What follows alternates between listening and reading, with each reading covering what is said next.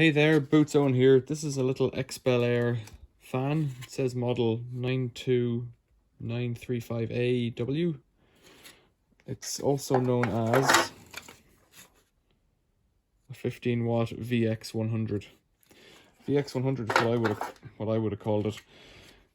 This has been in service pretty much for 2 years straight, maybe 3 years, and it stopped working, and I'll hopefully be able to demonstrate that for you now. To disconnect it, you have to pop in these little tabs on each side. They're just little spring-loaded, well, the spring within the plastic itself. Push one of those in on one side, pop it out, do the same on the other side, pop it out, and this cover just falls off. You can disconnect it from the wall at that point. In theory, you've isolated it from the mains before you've done that. I've got it hooked up on a cable here. I'm just going to plug it in and see if it works.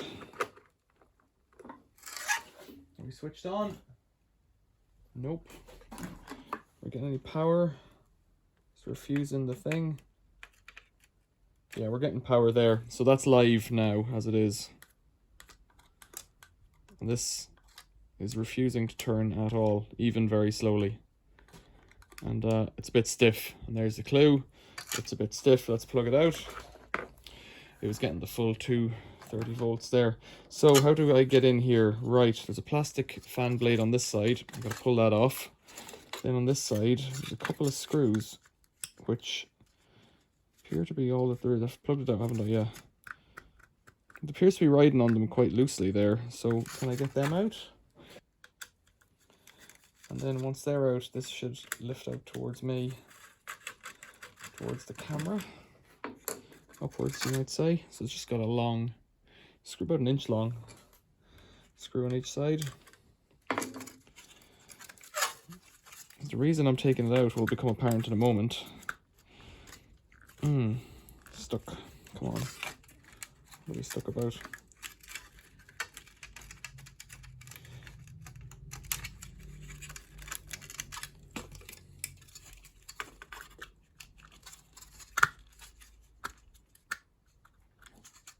It's caught on the plastic, just digging in on the plastic itself. Just need to bend it a bit to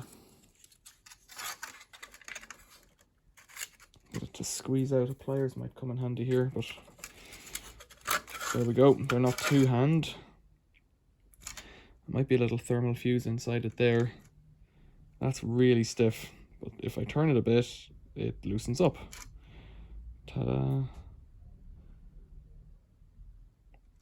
SP 5812. 220 volts. Little Johnson motor. So that's like that. That's stiff and it's hard to turn. So got a drop of this stuff handy. It really only needs a drop. So I'll just spray that everywhere.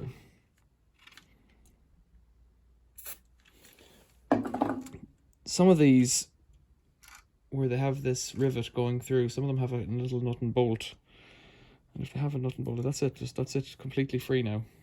If they have a little nut and bolt, you can take it apart. You can take the two of these cages off each side and take out the armature from the center. Once the armature from the center is out, it's not an armature.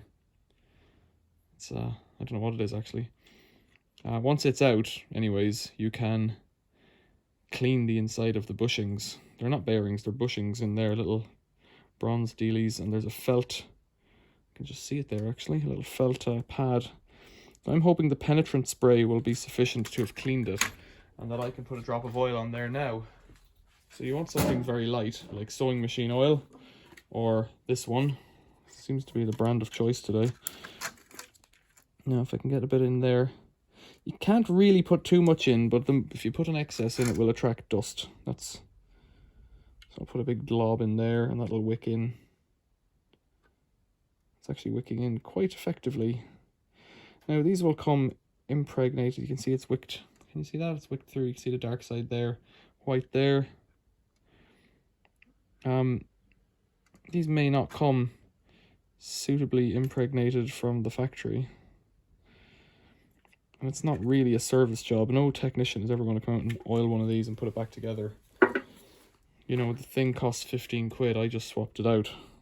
I don't like doing that, but what might happen is that you could be back in 6 months' time. I'm not a technician. So the first thing you got to remember is that I don't know what I'm talking about. I'm an engineer. Different thing altogether. Right, so I'll screw that back in, screw this back in. What are we up to? Nearly 5 minutes of this job. 5 minutes of my life I'm not going to get back. Put those wires back in the way that they were. Push this back onto the other side. You could, at this point, clean the thing. It's spinning a lot freer. You could clean the plastics. They tend to build up a layer of crud from the passage of so much air going through over time.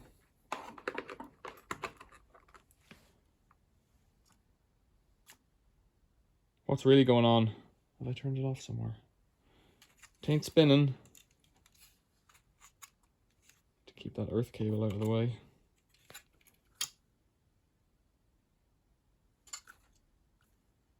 No, something fishy's going on there.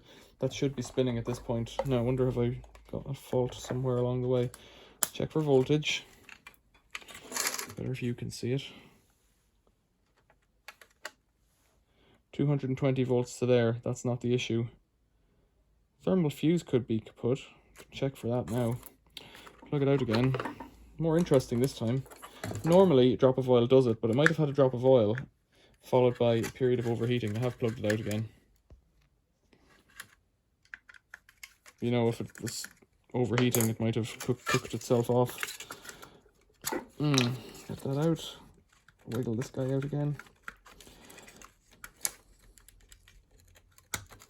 Sometimes these bits of metal can be quite sharp, so just be mindful of that. There's no reason why that shouldn't go. Where is that thermal fuse dealie gone? Doesn't look... Whoops, that gave me a fright for some reason. Doesn't look burnt, but it does look like it's darker there. Alright, am I going to have to drill this apart to get it to come apart? Maybe I will. Will I?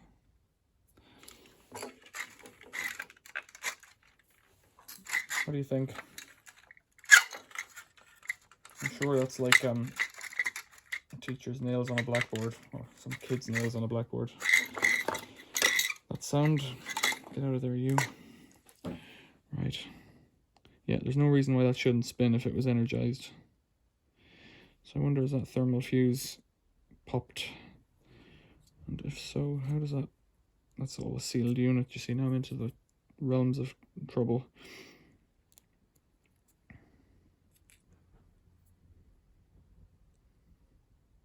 Well, no, I'm not. Let's get into it.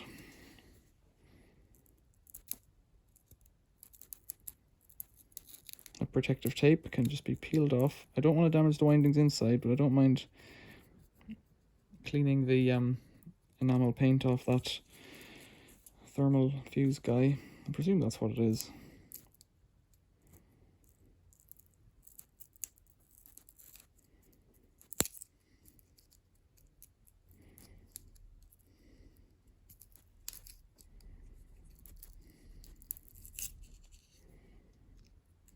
It probably is not resettable, given that this thing probably costs in the order of pence. What I noticed when I was refitting a like for like on these guys is that the previous, this one, is made in the UK. It says it down there. The one that I was replacing it with, exactly the same model, visually identical. Resistance in ohms. Visually identical.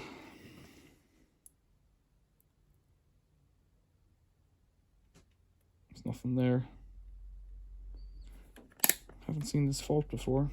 Open circuit. If that one changes to a number, then we know we're getting some kind of a continuity, but we're not. So what I can do is check. One of these wires should be going to one side of that stuff.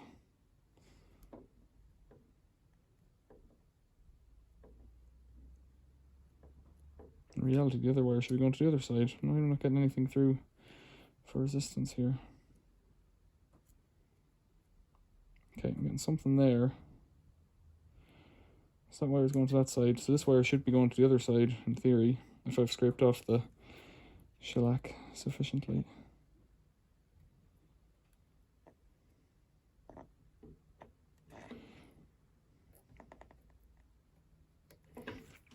So I wonder, could I somehow chop that and bridge it? It's difficult to see what we're dealing with there. There's a little bit of the hair wire coming up in there. The easiest thing would be to solder onto it, but that's, I'll just put a wire across the top. Kind of silly games we're playing then. 135 degrees C, failing point. That might have saved the house from going on fire, you know, if this thing's working correctly.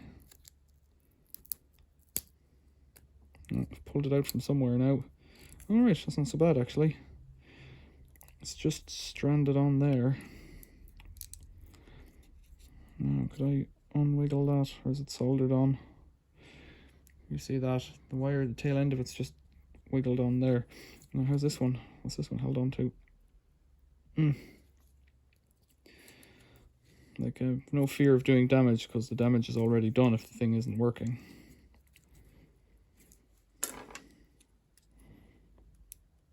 It's stuck pretty fast. Oh, I've broken it. That's good, actually. Right, there's a bit of clear on the end of that wire. What I would like to do is somehow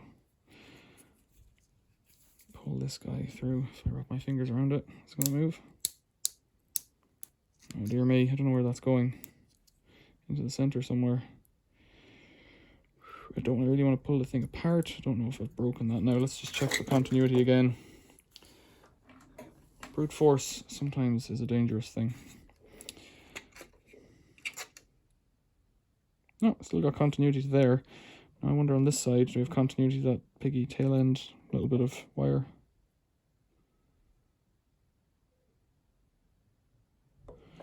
Don't seem to. Freaky, we got continuity to nothing there.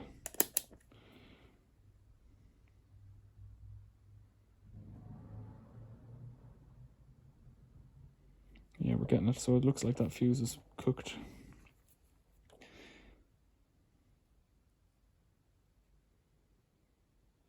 Right, some way to bodge that together to get this little tiny piece of wire just there on my fingertip over to here. Acknowledging that we somehow can't get that one off.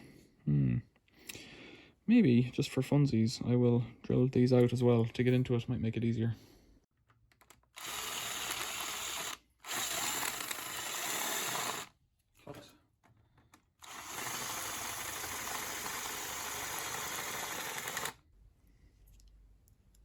Not so bad actually, it's just lifting straight off. It's the bearing that's the issue. Right, so there's the inside of that bushing and the spring-loaded thing that holds it in place and whatnot. This should come out of here. It should. Why does it not? Oops. Oh, okay, it'll come... weird, it'll come through the back, but it won't come through the front. Quite peculiar. So that's what you're dealing with there as well. I think there's just rust or something on the end of that shaft, is it? Don't really want to know, because, yeah, it's quite sticky actually.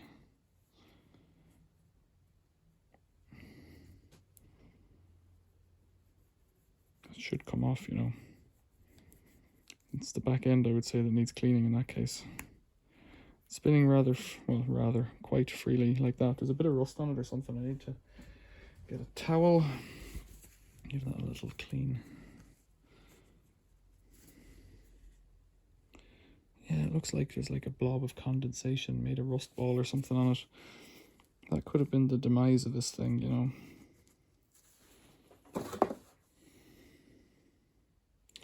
Wire wool, where are you? Somewhere near. Oh, that's it. It's come off now, just with that little bit of cleaning effort. Okay, so you can see that rust on the end of the shaft, can you? There, that brown stain. That's all it will have been till the liquid will have turned to jam. The oil will have turned to jam in the bearing, in the bushing.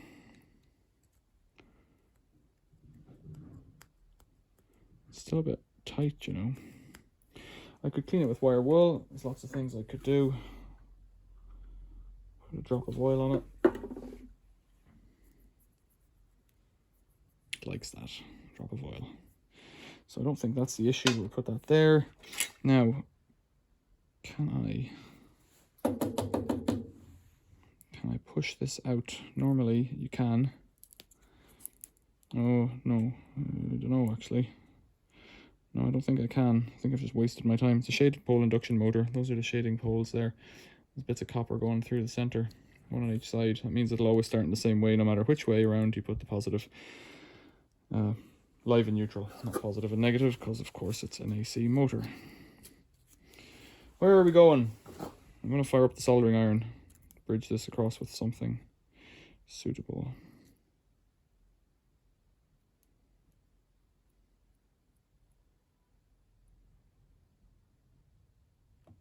Maybe that will do it. Will that do it? Who knows? Let's plug it in and try. I've had enough of this. It's less than ideal. You're going to get continuity maybe. Let's check for that. Soldering iron's red hot, of course. If you know what I'm doing wrong with that soldering, yeah, we're getting continuity now. Should work. So we're in. A couple of screws. Turn off that red hot soldering iron. Maybe I'm soldering too hot. Could that be the answer? The fact that we're getting resistance down the line suggests to me that it will just work. Right, these two guys. This one, put the fan on for a visual effect. And plug it in. You ready? That's what was happening before, so it's getting stuck on something. The plastic, that might cause it to overheat. So why is it getting stuck then on one side?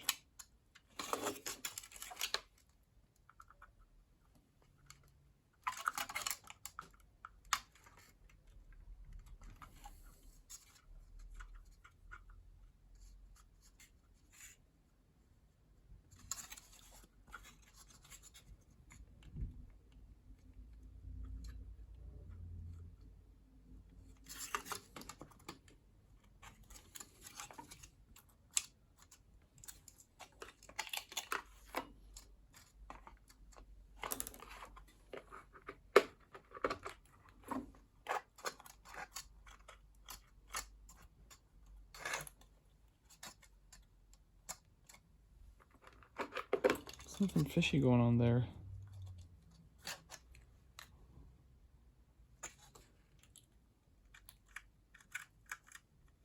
This is getting stuck now. I wonder if I haven't clicked it together correctly. Back to the drawing board.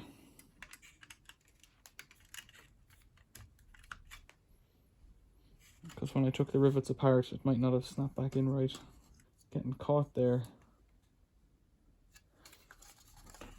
Something on that shaft is not quite right. Now I'm looking at the center hole here, and this is not circular.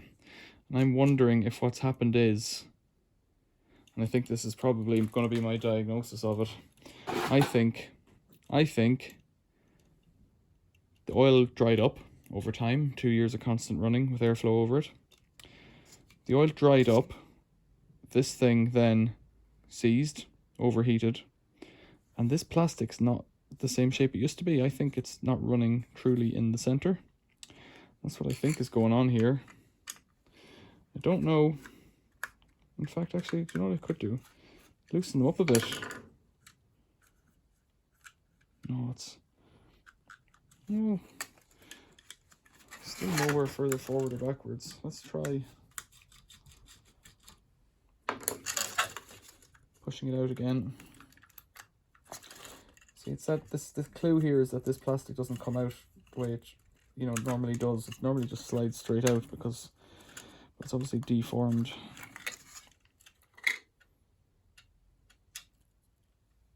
Could it be that that plastic was getting caught in it? Let's cut that off for a start. That could have just been getting buried in it. That might be it, causing it to break. Oops, stay in there, screws. In fact, that's quite likely looking at how things are here. And let's put this back on.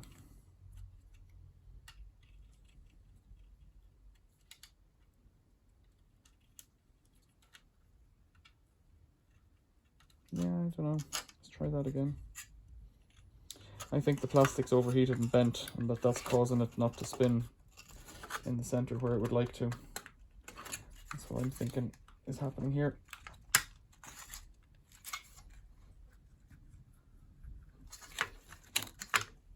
It's just a bit cooked. I don't even need to screw it together to get this to work, really, so let's try not screwing it together. Now, one more go, and then we're going to call it a day. Yeah, it clearly is trying to run. Something's getting stuck on something.